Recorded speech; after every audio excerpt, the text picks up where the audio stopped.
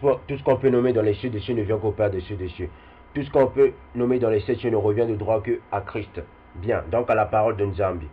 Donc à l'Esprit de Dieu aussi. Parce que la parole de Dieu veut dire aussi l'épée de l'Esprit de Dieu. C'est écrit dans Ephésiens 6. Bien. Je vais parler de quoi? Je vais parler de la vision. C'est quoi une vision? J'ai pris les définitions des mots de vision. Parce que quand on parle, il faut toujours prendre des définitions. Qu'est-ce qu'on dit? J'ai pris la troisième sens parce que les mots ont des supériorités, donc ont des élévations. Donc on peut les élever les mots. Bien, j'ai pris la plus haute marche, si je peux dire, hein, si je peux dire. On dit c'est quoi? On dit c'est hallucination, perception surnaturelle. Donc on voit que c'est voir le surnaturel. Mais ce qui est surnaturel, c'est ce qui est au-dessus du naturel, puisque nous vivons dans le naturel. Donc on dit que c'est voir dans le monde de l'esprit. Donc on a bien vu que la vision, c'est voir dans le monde des esprits. Donc, qu'est-ce qu'on va... On va rentrer dans le vif, dans les Écritures. Hein. On va prendre... je vais d'abord prendre Genèse 15. On va prendre Genèse 15, 1, 2. On dit quoi? Après ces événements, la parole de l'Éternel fut adressée à Abraham dans une vision. Il dit, Abraham, n'aie pas peur, je suis ton bouclier, ta récompense sera très grande. Abraham répondit, Seigneur éternel, que me donnes-tu? Que me donneras-tu? Je m'en vais sans enfant et l'héritier de mes biens. C'est Eliezer de Damas. Donc, si vous poursuivez cette vision-là, je vais poursuivre cette vision parce que je ne voulais pas poursuivre, mais je vais quand même poursuivre, d'accord? On va prendre Genèse 15, 12, 21. Genèse 15, 12, 21. Vous allez voir, on est toujours dans la même vision. Donc, quand on a parlé des promesses à Abraham était dans le monde des esprits. Donc, vous comprenez? On va rentrer dans le vif du sujet. On dit. Au coucher du soleil, un profond sommeil tomba sur Abraham. Et voici qu'il fut assailli par la terreur, une grande obscurité. L'Éternel dit à Abraham, sache que tes descendants seront étrangers dans un pays qui ne sera pas eux. On les réduira en esclavage et on les opprimera pendant 400 ans. Là, je voulais être très clair, d'accord? Je voulais être très clair. Ça, c'est vraiment... Ça, ce n'est pas Christ qui parle, d'accord? Il faut être très clair. Ça, ce n'est pas Christ qui parle. Ça, c'est vraiment l'Éternel, le Dieu qui parle. Vous allez dire, mais comment ça se fait l'Éternel Dieu parle? Bien sûr. D'accord? Abraham, c'était vraiment l'ami de l'Éternel, le Dieu. C'était même l'ami de Christ. Bien. Donc, on voit bien qu'il est entré dans les ténèbres. L'Éternel, le Dieu, il vient que dans les ténèbres. D'accord? Il ne vient pas comme ça. Il vient que dans les ténèbres. L'Éternel veut dire qu'il vient dans l'inconnu, dans la confusion. Bien. Donc, dans la vision, donc, il a vu l'Éternel dans le monde de l'esprit. L'esprit avec un petit E. D'accord? On dit, cependant, la nation dont ils seront esclaves, c'est moi-même qui la jugerai. Et ils sortiront ensuite avec de grandes richesses. Quant à toi, tu iras dans la paix, rejoindre tes ancêtres. Tu seras enterré après une heureuse vieillesse. Ce n'est qu'à la 4e génération qui reviendront ici. Car la faute des Amoréens n'est pas encore à son comble. Qui sont les Amoréens? Les Amoréens, ce sont des Néphilim. Ce sont des géants. Vous comprenez? Nombreux, quand ils lisent ça, ils n'arrivent pas peut-être à bien faire comprendre aux gens. Les Amoréens qui en passent, ce sont des Néphilim. Parce qu'il existe beaucoup de Néphilim. Donc, on poursuit. Donc, on voit que eux qui ont mis le peuple bantou en esclavage pendant 400 ans d'esclavage, ce sont des géants, ce sont des Néphilim, les Amoréens, d'accord? Je ne dis pas que les Occidentaux, ce sont des Amoréens, non. Moi, ce que je sais, eux qui ont mis le peuple bantou en esclavage, ce sont des Amoréens, d'accord? Donc, si les Européens ont mis le peuple bantou en esclavage, d'accord? Donc, ça veut dire derrière le peuple, derrière l'Occident se cachent des géants. Ils se cachent, on peut dire, des esprits mauvais. Parce que les géants là, ce sont des esprits invisibles. Des esprits mauvais invisibles. D'accord, on poursuit. Quand le soleil fut couché, il y eut une obscurité profonde, une fourre fumante et des flammes passèrent entre les animaux partagés. Donc ce sont, les autres viennent toujours, quand ils viennent expliquer, les gens, ils viennent toujours avec des représentations. Hein? On a déjà vu ça dans 4 Esdras. Donc c'est la même chose qu'on est en train de voir.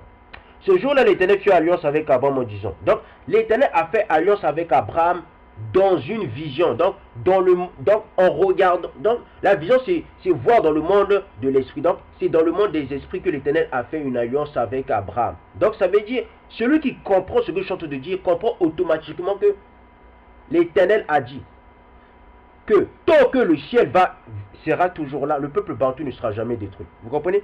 Si on détruit tous les bantous, la terre est détruite. Je vous le dis carrément, d'accord? Donc, vous le peuple bantou, vous croyez que si les occidentaux viennent s'accaparer vos terres, mais ce n'est pas possible, parce que ces terres-là, moi je connais l'histoire du royaume Congo, cette terre-là, elle appartient même à Dieu. C'est Dieu qui l'a fabriquée, même qui a donné son amour. Écoutez, on va parler de ça plus tard, d'accord? L'année prochaine. Je vais terminer ce passage-là, d'accord? Donc, on voit que l'Éternel a fait l'alliance avec Abraham dans le monde des esprits, donc dans le monde des âmes. D'accord? On poursuit. Ce jour-là, l'Éternel fit alliance avec Abraham en disant, c'est à ta descendance que je donne ce pays, celui qui va du fleuve d'Égypte jusqu'au grand fleuve. Mais où se trouve le grand fleuve? Celui qui connaît l'histoire du royaume Congo sait que l'Israël se trouve en Afrique. Parce que le grand fleuve se trouve en Afrique. Le grand fleuve, c'est le fleuve Congo. D'accord? Après, on dit donc de l'Égypte. Donc de l'Égypte. L'Égypte, ça s'appelle, dans la Bible, hormis le fleuve Nil, on l'appelle le fleuve de Chichor. D'accord? Celui qui connaît bien la Bible, on sait que l'Égypte, ça s'appelle Chichor. D'accord? Donc on dit, à partir de Chichor jusqu'au fleuve Congo, donc jusqu'au grand fleuve, l'Euphrate. Et on dit aussi, je te donne tout le pays de Kenyon. D'accord? Donc, si l'Éternel a dit que je vais te donner à partir du fleuve de l'Égypte jusqu'au fleuve Congo et jusqu'au pays de Kenyon, depuis quand un blanc, depuis quand un Algérien est né en Afrique, depuis quand l'Afrique, les Algériens, les Marocains, les Tunisiens sont venus en Afrique il y a 700 ans d'années. Donc, celui qui comprend la Bible, dans sa tête, comprend directement que les Israélites sont noirs. D'accord? On n'a même pas besoin d'aller aller demander chez les pasteurs. On n'a pas besoin de feuilleter beaucoup la Bible. D'accord? Moi, je l'ai déjà démontré de A à Z que l'Israël se trouve en Afrique. Même le royaume Congo dit que l'Israël se trouve en Afrique. D'accord? Celui qui connaît son histoire, il comprend ce que je suis en train de dire. Donc, on voit que même le pays de Kenya appartient au Bantou. D'accord? Si le pays de Kenya appartient au Bantou, ça veut dire automatiquement les Israélites sont noirs. D'accord? Ça s'appelle avoir l'intelligence spirituelle. D'accord? La Bible, c'est pas que tu vas beaucoup prier que tu vas comprendre les choses. C'est faux. D'accord? Il faut aussi avoir de l'amour. Celui qui a de l'amour envers son peuple bantou, il comprend, il va mieux comprendre aussi la Bible. C'est pas parce que tu vas prier que tu vas comprendre des choses. Non, il faut avoir l'amour. D'accord? On poursuit. Donc, on voit que même le pays de Kenya appartient à Israël. Donc, ça veut dire que si le pays de Kenya appartient à Israël, ça veut dire automatiquement l'Israël se trouve en Afrique. Il faut être intelligent, il faut avoir l'intelligence spirituelle pour comprendre le spirituel. Donc, on poursuit. Donc, on dit aussi des Kénisiens, des Kadmosiens, des Hittites, des Phérésiens, des Réphaïm. Donc, on voit les Réphaïm. Mais les Réphaïm se trouvent où? D'où est l'origine des géants? Les Réphaïm, ce sont des géants, mais d'où est l'origine des géants? Mais les gens se trouvaient en Afrique, n'est-ce pas? Hein? Tout le monde le sait, ça se trouvait de l'Est de l'Afrique jusqu'au sud de l'Afrique. D'accord? Donc on dit même tout le pays des Réphaïm qui sont des géants. On dit aussi des Amoréens. Mais les Amoréens c'était quoi? Mais c'était aussi des géants les Amoréens. On dit aussi des Cananéens. Mais les Cananéens c'était quoi? Mais la terre de Cananéens, avant que ça devienne la terre des Cananéens, c'était au peuple bantou. D'accord? On poursuit. Des Guérasiens et des Jébusiens. Donc on a bien vu dans ce passage que les vrais Israélites ne peuvent être que noirs. Ce n'est pas possible. Parce que le Kenyan appartient aux vrais Israélites. D'accord? Depuis quand le Kenya appartient même aux Édomites, aux Occidentaux, on sait tous que le pays de Kenya, il y a toujours eu des Noirs. Tout le monde le sait. Donc, ça veut dire automatiquement les Israélites sont noirs. D'accord? C'est juste une question de temps. C'est juste une question de temps. Bien. Donc, on a bien vu que l'Éternel a fait une promesse à Abraham dans une vision. On va prendre Genèse 31. Genèse 31. 24-25, Genèse 31, 24-25 qui dit: cependant au cours de la nuit, Nzambi apparut en rêve à Laban, l'araméen, et lui dit: garde-toi de parler à Yacouba, que ce soit en bien ou en mal. Laban rattrapa donc Yacouba alors que celui-ci avait planté sa tente sur la montagne. Laban planta aussi la sienne avec ses frères dans la région montagneuse de Galad. Donc Laban se trouvait, où se trouvait Laban? Laban se trouvait dans la RDC, il se trouvait chez les Bantous Éphraïmites, d'accord? L'histoire de Laban, ça se trouvait chez les Bantous Éphraïmites. Bien. Je vais prendre. Donc on a vu que l'Éternel apparut à Laban, mais c'était pas l'Éternel, c'était un ange. Tout le monde sait que quand l'Éternel apparaît, il apparaît toujours dans les ténèbres. L'Éternel Dieu a vraiment apparu à Abraham, mais comme il a apparu, c'était vraiment dans les ténèbres. D'accord? Bien. Je vais prendre encore un nombre 12. On va prendre nombre 12. 5-9, hein? 5-9. L'Éternel descendit de la colonne de nuée et se tint à l'entrée de la tente. Il appela Aaron et Myriam, qui s'avancèrent tous les deux, et il dit: écoutez bien mes paroles. Lorsqu'il y aura parmi vous un prophète, c'est dans une vision que moi, l'Éternel, je me révélerai à lui. C'est dans un rêve que je lui parlerai. D'accord? Bon. Donc, on voit que l'Éternel, il parle dans les rêves. Chez les prophètes, d'accord? Pour être un prophète, automatiquement, il faut qu'il te parle dans les rêves. Hein? Il faut que tu aies des visions. On sait tous, hein, franchement, soyons sérieux. Soyons sérieux, franchement. Moi, j'ai eu des visions et je dis quoi? Moi, je sais que j'ai eu. Moi, quand je rêve, hein, quand je rêve, il y a des choses qui apparaissent. Comment quand je dis ça? Quand je rêve, la plupart de mes rêves, ça se réalise toujours.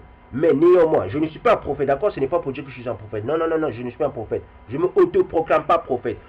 La majorité de nos frères pasteurs bantous, hein, ou bien les pasteurs européens, tout ça, asiatiques, ils aiment se dire prophète. Mais qui vous a dit que vous êtes prophète? Depuis quand un étranger peut être prophète? Regardez, on dit, l'Éternel parlait à qui? L'Éternel parlait au peuple israélite quand il parlait des prophètes, d'accord? Quand il disait, lorsqu'il y aura parmi vous un prophète, c'est dans une vision que moi, l'Éternel, je me révélerai à lui. C'est dans un rêve que je lui parlerai. Donc, on voit que les prophètes, on parle les prophètes dans les visions, dans les rêves. Hein? Il y a des visions et il y a les rêves. Il y a aussi des visions nocturnes qui sont des rêves. Hein? D'accord? Ce n'est pas le cas avec mon serviteur Maza. Il est fidèle dans toute ma maison. Je lui parle directement, je me révèle à lui, à lui sans énigme. Et il voit une représentation de l'Éternel. Comment se fait-il que vous n'ayez pas eu peur de parler contre mon serviteur Maza? Bon. La colère de l'Éternel s'enflamma contre eux, s'en alla. D'accord. Donc là, on a vu que l'Éternel dit qu'il a vu une représentation de l'Éternel. Moi, ce que je veux vous dire clairement, d'accord, soyons sérieux. L'ange qui a apparu à Moïse, c'était pas l'Éternel. D'accord? Il s'appelait, moi je connais l'ange qui a apparu à Moïse. Je connais son nom. Quand je dis je connais son nom. Il s'appelle Addition. Lisez bien le livre de Jubilé.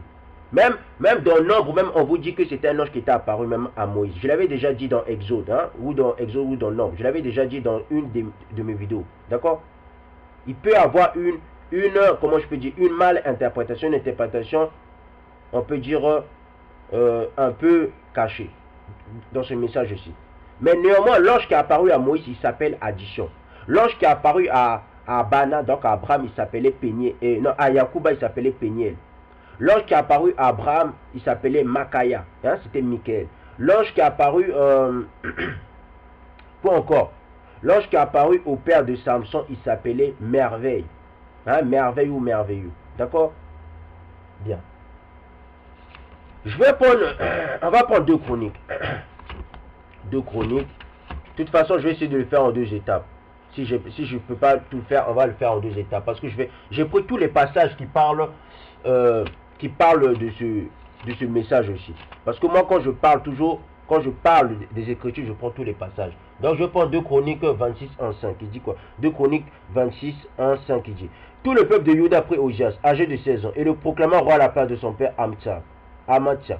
C'est lui qui reconstruit Élat et la ramena sous l'autorité de Juda. Une fois le roi coucha avec ses ancêtres.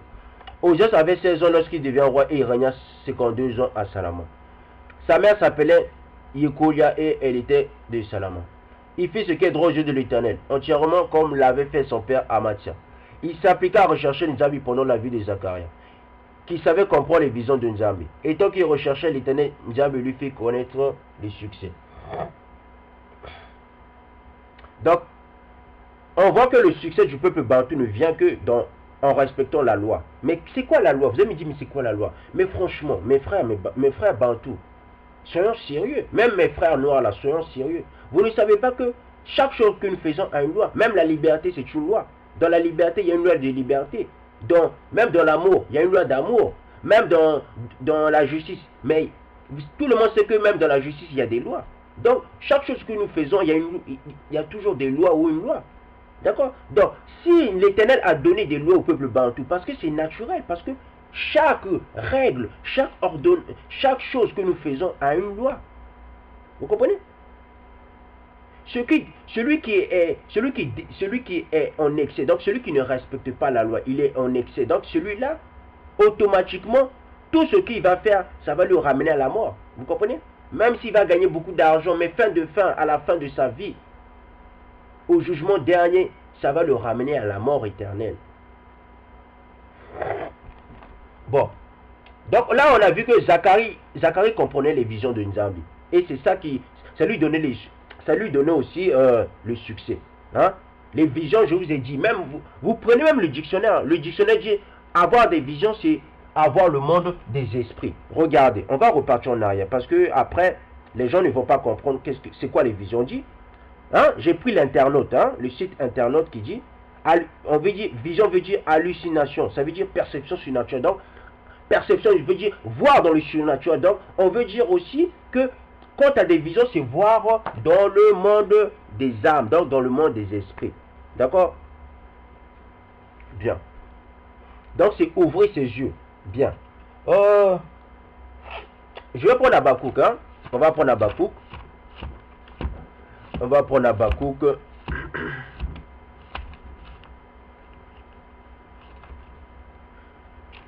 Habakkuk 2, 1, 20. Habakkuk 2, 1, 20.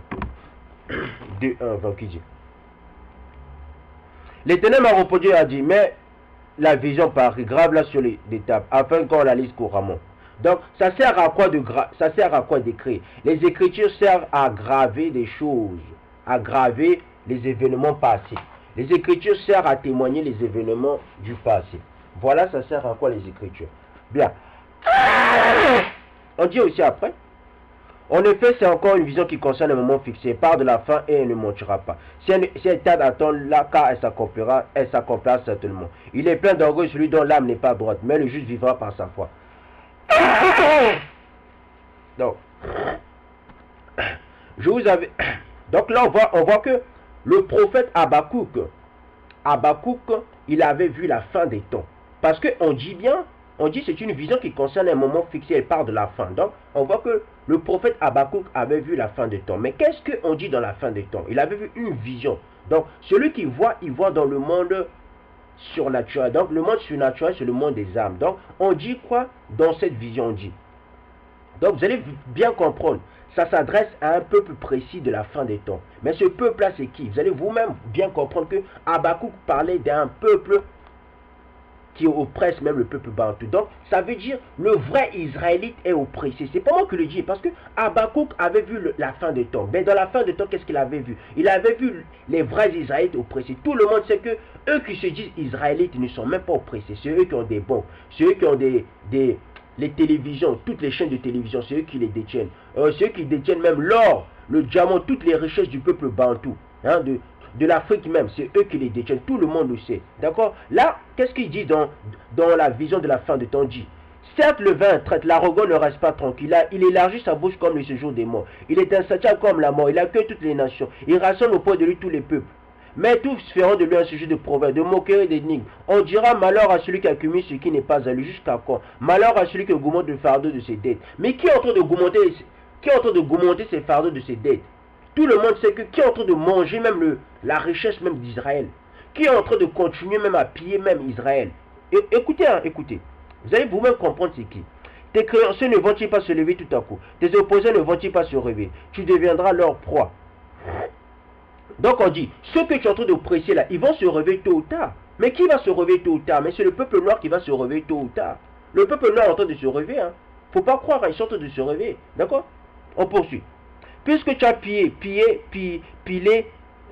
beaucoup de nations, hein, pillé beaucoup de nations, tout le reste des peuples te pillera. En effet, tout le reste des peuples te pillera. En effet, tu as versé le sang des hommes. Tu as commis des violences dans le pays contre la vie et tous ses habitants. Écoutez-moi bien. Celui qui connaît l'histoire du royaume Congo sait bien que cette terre, il ne faut jamais aller piller sur cette terre. Faut jamais aller piller au Congo. Faut jamais piller. Vous allez me dire, mais qu'est-ce qu'il raconte? Faut jamais aller piller. Faut jamais aller violer les femmes en royaume Congo. Chez les Bantous, faut jamais aller faire ces choses-là. Vous allez me dire, mais qu'est-ce qu'il raconte? Écoutez, on poursuit, d'accord? On poursuit. Je vais expliquer ça avec le temps. Après, on dit... Malheur à celui qui amasse pour sa maison de guerre malhonnête, afin de placer son nid sur des auteurs. D'accord? Donc on dit maudit soit celui qui vole des richesses qui ne sont pas à lui. On dit maudit soit celui qui est malhonnête, donc celui qui n'est pas honnête, celui qui n'est pas respectueux. On poursuit. C'est la honte de ta maison que tu as décidé en détruisant les peuples nombreux. Donc on dit à la fin de fin, on dit que toi qui détruis, toi qui vas voler, toi qui vas piller, fin de fin, tu auras honte. Donc, quand tu auras tout ce que tu veux à la fin, c'est là la honte va venir sur toi. Vous comprenez? On poursuit. En effet, la pierre crie du milieu de la muraille et le bois de la charpente lui répond. Malheur à ceux qui construisent une ville avec le sang, qui font une ville avec le crime. Mais la civilisation judéo-chrétienne, la civilisation euh, gréco-romaine, elle n'est pas fondée sur le crime. Elle n'est pas fondée sur le sang. Bien sûr qu'elle est fondée sur le sang. Jusqu'à maintenant, elle est fondée sur le sang. Donc, quand je dis ils vont se reconnaître, parce que je ne vais pas dire les noms, mais parce que vous-même, vous allez vous reconnaître, tu vois. Vous voyez ce que je veux dire.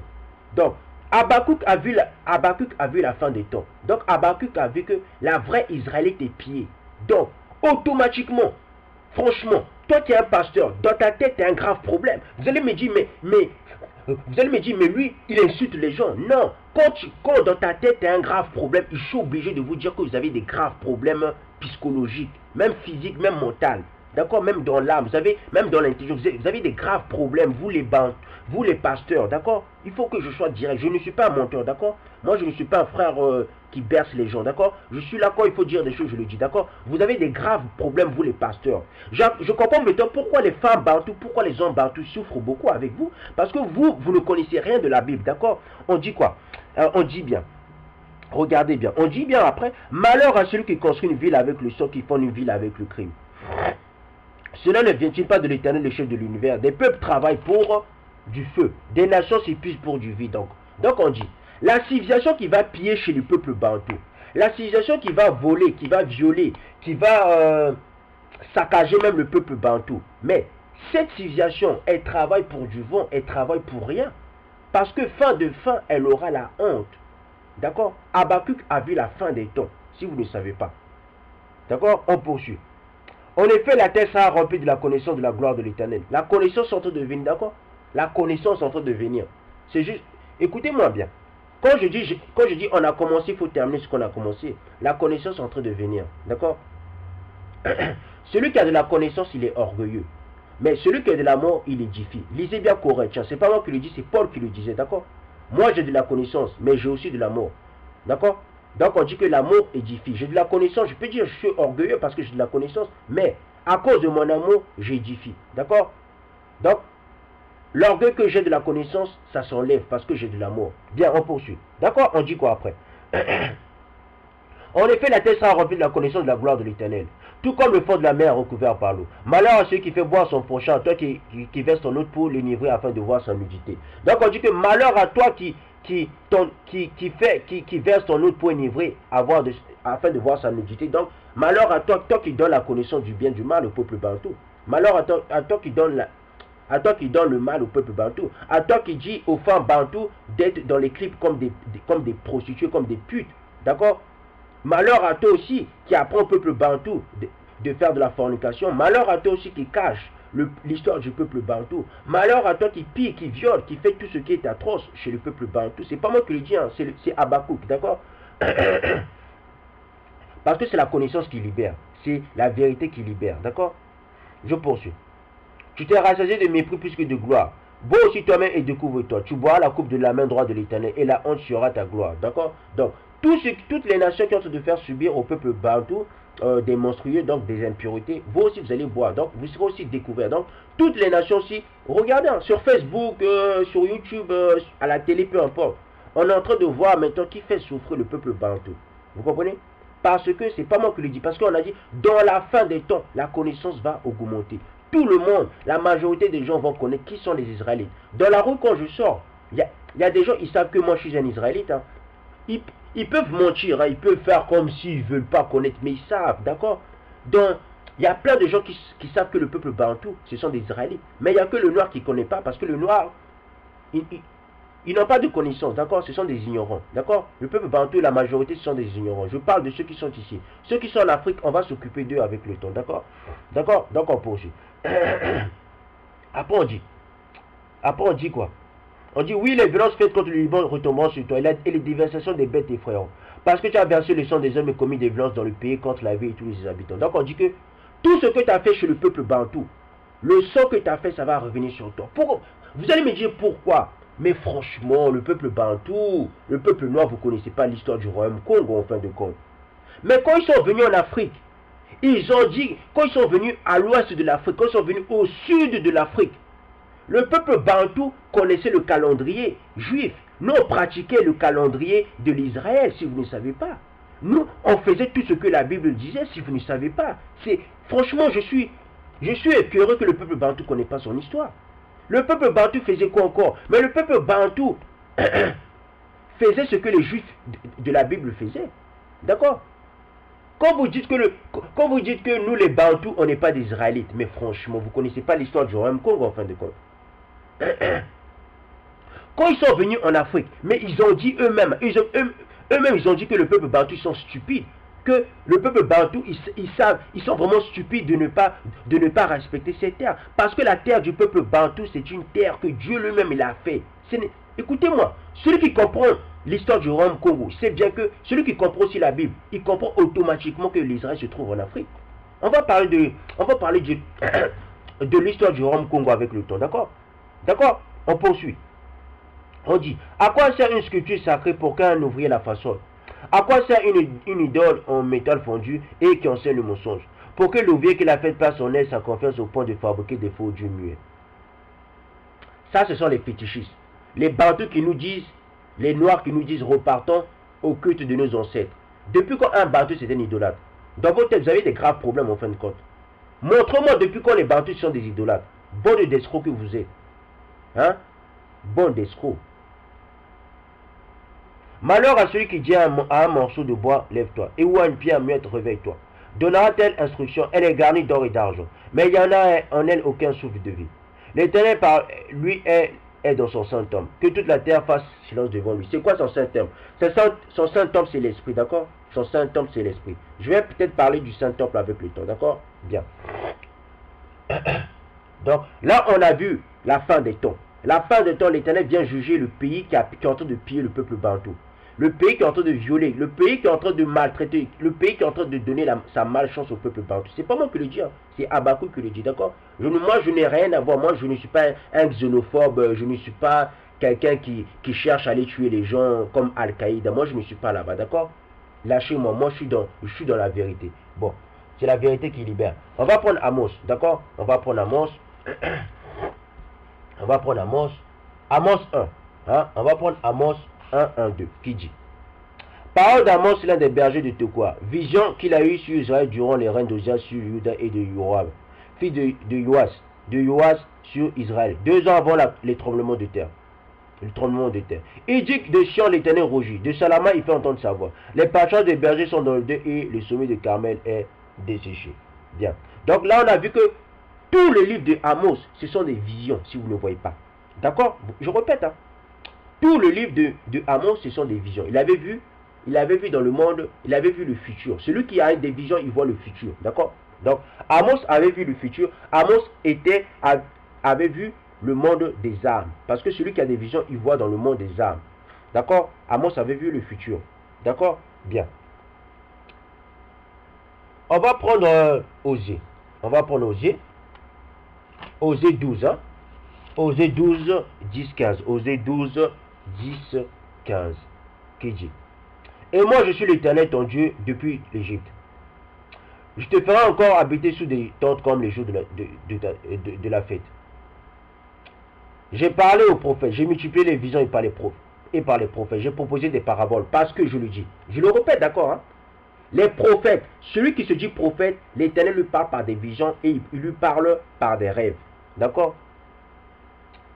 J'ai proposé des paraboles. Si Galad n'est que troupe, ils seront certainement réduits à rien. Ils sacrifient des bœufs à Gilgal. Même leurs hôtels seront comme des tas de ruines sur les sillons des champs. Yacouba s'est enfuie au pays d'Aram. Israël a servi pour une femme. Et pour une femme, il a gardé les troupeaux. Par un prophète, l'Éternel a fait sortir Israël d'Égypte. C'est qui Israël? On parlait de Jacob. D'accord? Après, Israël aussi représente aussi les Bantous. Et par un prophète, Israël a été gardé. Ephraim a amèrement hérité l'Éternel. Son Seigneur rejettera sur lui tout le sang qu'il a versé. Il fera retomber sur lui son mépris. Bien. Donc là, on a bien vu. On a vu que les prophètes ont celui qui a les dons de prophétie, celui qui est prophète, il ne voit, l'Éternel lui parle par des visions et par des rêves. Bien. On sait tous, hein, franchement, soyons sérieux. On sait tous qu'il n'y a plus de prophètes ici. D'accord? Les Bantous, il n'y a plus de prophètes Bantous. D'accord? Tant que le peuple Bantou ne connaît pas son histoire, tant que le peuple Bantou ne revient pas à l'Éternel, tant que le peuple Bantou ne revient pas dans le 10 commandements, Il n'y a pas de prophète, d'accord? Même moi qui vous parle, moi je vous ai jamais dit que je suis un prophète. Moi, ce que je sais, je le discernement des esprits, point barre, d'accord? Je vous ai jamais dit que je suis un prophète. Et j'ai pas envie d'être un prophète, d'accord? Moi, je reste avec mon discernement, je suis content, d'accord? Avec mon esprit de connaissance, je suis content, d'accord? On poursuit. Je cherche pas beaucoup de choses. Bien. On va prendre Ézéchiel. On va prendre Ézéchiel. On va prendre Ézéchiel 8. Hein? On va prendre Ézéchiel 8. Ézéchiel 8, 1, 5. La sixième année, le cinquième jour du sixième mois, alors que j'étais assis dans ma maison et que les anciens de Juda étaient assis devant moi, la main du Seigneur de l'Éternel est tombée sur moi. J'ai regardé, j'ai vu apparaître une femme qui avait l'aspect du feu. Depuis ce qui semblait être ses hanches jusqu'en bas, c'était du feu. Et depuis ce qui semblait être ses hanches jusqu'en haut, c'était resplendissant. Une sorte d'éclat étincelant. Il a attendu ce qu'il avait la forme d'humain et m'a attrapé par les cheveux. L'esprit m'a enlevé entre terre et ciel et m'a transporté dans des visions divines à Jérusalem, devant l'entrée intérieure orientée vers le nord. C'était là qu'était installée l'idole de la jalousie qui provoque la jalousie de l'Éternel. La gloire du Créateur d'Israël était là, tel que j'avais vu en vision dans la vallée. Donc, regardez-moi bien. Je dis regardez-moi bien, je dis excusez-moi, écoutez-moi bien. On voit que le patriarche Ézéchiel, hein, il dit qu'il a vu une vision. Il a dit que l'esprit l'a enlevé. Quand on dit que l'esprit vient t'enlever, ça veut dire que c'est une vision. Donc, ça veut dire l'esprit vient te remplir. Donc, après il dit dans la vision, parce que celui qui voit, il voit dans le monde des âmes. C'est pas moi qui le dis, hein. Même Ézéchiel le dit, hein. Ce passage le dit. Donc, quand il a vu quoi? Il a vu dans le monde des âmes des couleurs. Il a vu quoi? Il a vu une femme qui avait l'aspect du feu. Donc, il a vu dans le monde des âmes des couleurs. Parce que le feu a une couleur. Tout le monde sait que le feu a une couleur. Le feu, sa couleur, c'est du jaune, rouge, si je ne me trompe pas. Hein? D'accord? Donc, on voit que même dans le monde des âmes, dans le monde spirituel, dans le monde des esprits, il existe des couleurs, des esprits. Les esprits ont des couleurs. D'accord? Après, il dit... C'était du feu et depuis ce qui semblait excellent jusqu'en haut. C'était resplendissant, une sorte d'éclat étincelant. Donc, il a vu même une éclat étincelant. Donc, on voit bien que dans le monde des âmes, il existe des couleurs. D'accord? Celui qui dit qu'un esprit n'a pas de couleur, dans sa tête, il a un grave problème. Il a un grave problème spirituel. Il ne connaît rien du monde spirituel. Il est vraiment, c'est un ignorant. Il n'y a pas plus bas qu'un ignorant qui croit qu'il sait quelque chose. D'accord? Quand tu connais rien, tu restes à ta place où tu pries beaucoup, tu demandes à l'Éternel de te donner la sagesse, d'accord, ou bien l'esprit de connaissance, ou bien l'esprit d'amour. Parce que ceux qui sont ignorants, ce sont des gens qui n'ont pas d'amour, d'accord. Eux qui aiment contester contre nous, ce sont des gens qui n'ont pas d'amour. Quand tu ne connais rien, il faut rester à ta place, d'accord. On poursuit. Parce que celui qui a de l'amour, l'Éternel lui donne toujours des choses, d'accord. Excusez-moi, c'est le temps, d'accord. On dit que, après il dit, dans la vision, j'ai vu des cheveux, j'ai vu un esprit. Vous comprenez? Donc on voit bien que le prophète Ézéchiel avait des visions. D'accord? Il avait vu des esprits qui ont des couleurs. Il avait vu un esprit qui a des couleurs. Ça veut dire aussi, il avait vu un esprit qui a des cheveux. Bon, je dis des cheveux. Il avait vu un esprit qui a une forme. D'accord? Parce que c'est pour dire que l'esprit de Dieu a une forme. Si l'esprit de Dieu a une forme, ça veut dire que les esprits ont des formes. Même l'esprit de sagesse a une forme. Bien. On va prendre Ézéchiel 1. 1, 14. Ézéchiel 1, 14. 1, 14 qui dit. La 30e année, la 5e jour du 4e mois, je faisais partie des exilés près du fleuve Kébar. Le ciel s'est ouvert, j'ai eu des visions divines. D'accord? C'est le deuxième passage qui dit que j'ai eu des visions divines. Le 5e jour du mois, c'est la 5e année de l'exil du roi Joachim. La parole de l'Éternel m'a été adressée à Ézéchiel, le fils du prêtre Bouzi, dans le pays des Babyloniens, près du fleuve Kébar. C'est là que la main de l'Éternel a reposé sur lui. C'est quoi la main de l'Éternel? La main de l'Éternel, c'est l'Esprit de Dieu. D'accord? C'est l'Esprit de Dieu. Alors que je regardais, un vent petit arrivé du nord, alors qu'une grande nuée et une gerbe de feu. Donc c'est le deuxième passage. Donc c'est la deuxième vision qu'on parle du feu. Tout autour, une lumière rayonnait. Au centre, il y avait comme un éclat interstellant. Donc, c'est le deuxième passage qui parle encore d'un éclat interstellant. Donc, c'est pour dire que les esprits ont des couleurs. Celui qui dit qu'un esprit n'a pas de couleur, il ne connaît rien de la Bible. D'accord? Point barre. On poursuit. Tout autour, une lumière rayonnait au centre. Il y avait comme un éclat interstellant qui sortait du milieu du feu. Au centre encore, quelque chose ressemblait à 4 êtres vivants. Leur aspect était proche de celui des hommes. Chacun d'eux avait 4 visages et 4 ailes. Leurs jambes étaient droites et leurs pieds étaient pareil au sabot d'un taureau. Il intercellait comme du bronze poli. Donc on voit bien que Les anges que le prophète Ézéchiel a vus, c'était des noirs. D'accord? Ils étaient marrons. Ils étaient des bronzes polis. Donc, les anges, il y a des anges marrons. Il y a des anges aussi d'autres couleurs. Hein? Chrysolite. Chrysolite, c'est du vert. Donc, tous ceux qui disent que les anges n'ont pas de couleur, les esprits n'ont pas de couleur, ce sont des possédés. Ils ont des esprits du mensonge, d'accord? Les esprits de ce Jésus-Christ blanc, d'accord? On poursuit. Ils avaient des mains d'hommes sous leurs ailes, sur les quatre côtés. Sur les quatre côtés, il y avait aussi leur visage et leurs ailes. Ceci pour chacun des quatre est vivant. Leurs ailes se touchaient l'un l'autre. Ils se déplaçaient sans dévier. Chacun allait droit devant lui. Un de leurs visages ressemblait à celui des hommes. Mais tous les quatre avaient aussi une face de lion à droite, une face de taureau à gauche, une face d'aigle. Voilà pour leur visage. Leurs ailes étaient déployées vers le haut. Deux de leurs ailes touchaient celles d'un autre et deux couvraient leur corps. Chacun allait droit devant lui. Il allait là où l'esprit allait. Ils se déplaçaient sans dévier. Ces êtres vivants ressemblaient par leur aspect à des braises incandescentes. C'était pareil à l'aspect de torches enflammées. Donc, vous voyez, il avait vu des êtres humains, donc il avait vu des séraphins. Il avait vu la lumière des séraphins. Mais quand tu vois une lumière, la lumière a une couleur, non? Ça veut dire les esprits ont des couleurs. D'accord? Toi, Georges Naman, les possédés que vous êtes là, vous les pasteurs, vous tous les pasteurs, que tu sois noir, que tu ne sois pas noir, tous les pasteurs des possédés que vous êtes, d'accord? Vous êtes tous des possédés. D'accord? Vous qui dites que les esprits n'ont pas de couleur. Mais là, on voit bien que les esprits ont des couleurs. Ézéchiel avait vu dans le monde des âmes. Il avait vu dans le monde des âmes des êtres, des séraphins qui ont des couleurs. Il avait vu des séraphins qui sont marrons. D'accord? On poursuit. On poursuit. Je vais terminer là. Il dit: ces êtres vivants ressemblaient par leur aspect des braises incandescentes.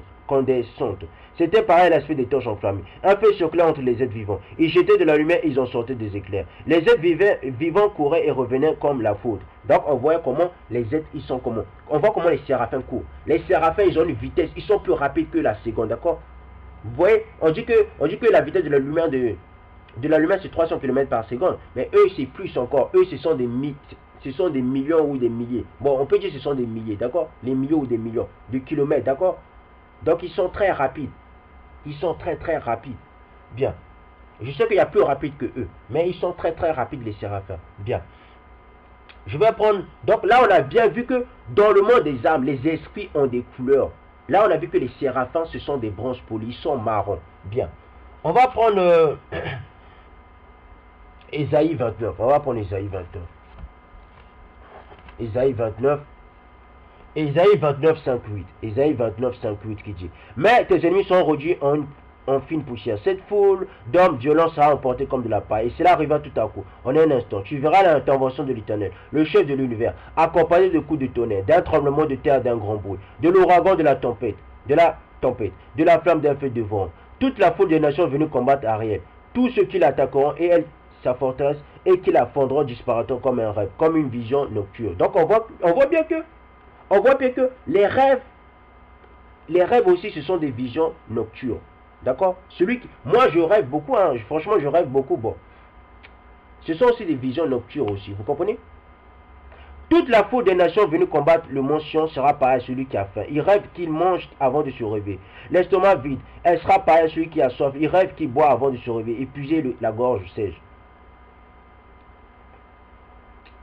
Restez bouche bée, stupéfait. Collez-vous les yeux devenus aveugles. Ils sont ivres, mais ce n'est pas à cause du vin. Ils titubent, mais ce n'est pas sous l'effet des liqueurs fortes. En effet, l'Éternel a versé sur vous un esprit de torpeur. Donc, on voit que, on dit dans la fin des temps, l'Éternel va venir délivrer son peuple. Mais où se trouve Israël? Mais l'Israël se trouve en royaume Congo, d'accord? Même les Blancs le disent, même les Européens le disent. C'est un manque de respect c'est un manque de respect vis-à-vis de moi-même, vis-à-vis même des anges qui nous regardent matin, midi, soir, de dire que Israël ne se trouve pas en Afrique, d'accord? Quand tu ne connais pas l'histoire du royaume Congo, il faut rester à ta place. Bien. On va prendre Joël 3, d'accord? On va prendre Joël 3. On va prendre Joël 3. Donc là, on a vu la vision nocturne, d'accord? Il existe plusieurs sortes de manifestations de vision. Les rêves aussi, il peut aussi avoir des visions, comme Abraham. Abraham avait vu une vision nocturne. Bien. Je vais prendre Joël. On va prendre Joël. On va prendre Joël 3, 1, 5. Hein, Joël 3, 1, 5 qui dit: écoutez ces paroles que l'Éternel prononce contre vous, Israélites. Comme toute la famille que j'ai fait sortir d'Égypte. Je vous ai choisi, vous seul parmi toutes les familles de la terre. C'est pourquoi j'intervenais contre vous pour vos péchés. Donc on dit que, les uns disent que je vais m'occuper de vous seulement. Parce que vous avez péché. Péché c'est quoi? 1 Jean 3, 4. C'est la transgression de la loi. Le péché c'est la transgression de la loi. D'accord? Donc on voit bien même Sophonie 3, 9 dit que, Sophonie 3, hein, regardez bien. C'est pour dire que les vrais Israélites, c'est le peuple bantou. Il faut avoir un problème psychologique pour ne pas dire que les Israélites, ce n'est pas le peuple bantou. D'accord? Je répète, Sophonie 3, 9, Sophonie 3, 9, 11 dit, Sophonie 3, 10, 11 dit, venu depuis lors que les feux d'Éthiopie, mes adorateurs, ce que j'ai dispersé m'apportant des offrandes. Ce jour-là, tu n'auras plus à rougir de toutes les actions par lesquelles tu as péché contre moi. Car alors j'enlèverai du milieu de toi ceux qui existent dans leur orgueil et tu seras de faire l'arrogance sur ma montagne sainte. Donc on voit que les Israélites se trouvent au-delà des fleuves de couche. Donc on dit que les vrais Bantous, parce que ce sont les Bantous qui se trouvent au-delà des fleuves de couche. Mais on dit que les Bantous, c'est eux qui ont péché contre l'Éternel. D'accord? Donc on voit que les Bantous qui ont péché contre l'Éternel, ça veut dire que les Bantous sont vraiment les vrais Israélites. Puisque le péché, c'est la transgression de la loi. Ça veut dire, si nous les Bantous, si nous avons péché contre l'Éternel, ça veut dire, si nous avons transgressé la loi, ça veut dire, nous sommes les vrais Israélites. D'accord? On poursuit. Franchement, il faut avoir un problème psychologique pour ne pas accepter ce que je suis en train de dire. D'accord? Après, vous allez dire, oui, il est là pour dire qu'il faut croire. Bien sûr, il faut croire ce que je dis. Parce que ce que je dis, c'est la vérité. Vous me prenez pour un efféminé ou quoi? D'accord? Je ne suis pas là pour qu'on dise, oh, c'est pas vrai ce qu'il dit. Je suis là pour que vous acceptez la vérité, parce que c'est la vérité, d'accord? La vérité, ça s'accepte. Après, vous êtes libre. Vous êtes libre de faire ce que vous voulez faire, mais la vérité, ça s'accepte, parce que la vérité n'a pas de parti pris, d'accord? Je ne suis pas là pour dire, oui, oh, vous n'êtes pas obligé d'accepter ma vérité. Vous êtes obligé d'accepter ma vérité parce que la vérité, c'est vrai, d'accord? La vérité n'a pas de parti pris, d'accord? Je ne suis pas un efféminé, d'accord? On poursuit. Après, je vous ai dit, allez-y faire des recherches. Tout ce que je suis en train de dire, allez-y faire les recherches. Bien. On va prendre d'autres parties des Écritures. On va prendre Matthieu. Matthieu 2. On va prendre Matthieu 2, 13, 18 qui dit. 13, 18 qui dit.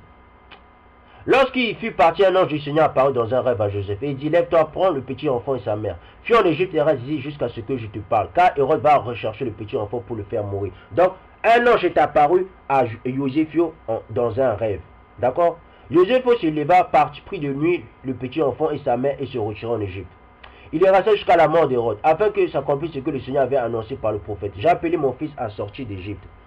Quand Hérode vit que les mages l'avaient trompé, il se mit dans une grande colère. Il envoie tuer tous les enfants de 2 ans et au-dessus qui étaient à Bethléem et dans tout son territoire.